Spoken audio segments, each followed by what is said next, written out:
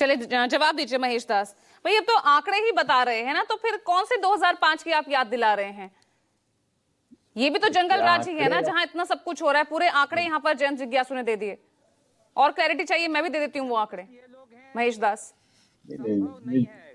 जयंत जी बात कर रहे थे दलितों पे।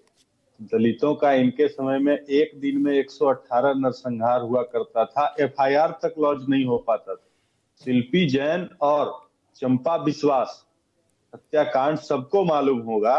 उनके समय में आईएएस की पत्नी का एफआईआर दर्ज नहीं होता था। अभी अगर आंकड़ा आ रहा है तो इसका मतलब है कि पुलिस स्टेशन पीड़ित पहुंचता है और वहां पे एफआईआर दर्ज भी होता है और उसके साथ न्याय भी होता है। इससे आप इनकार नहीं कर सकते हैं। लालू प्रसाद यादव जी के समय में 118 नरसंहार हुआ करता था। ये उनका बिहार था, ये जंगल राज थी।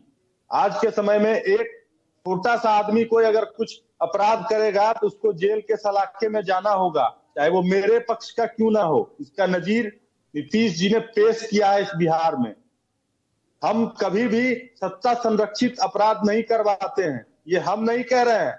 इनके पार्टी के सुभाष यादव हैं जो पूर्व एमपी हैं, वो कह रहे थे कि सीएम हाउस से डील होता था।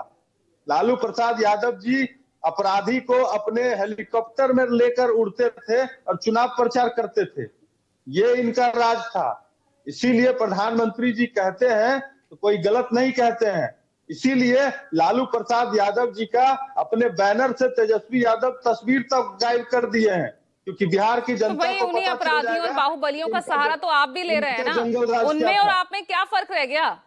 सिर्फ ये देखें कि चलिए थोड़ा सा प्रतिशत कम है, पहले से हालात बेहतर हैं। पहले जो है हत्या के मामले जो हैं वो 3423 होते थे, अब 2930 हैं।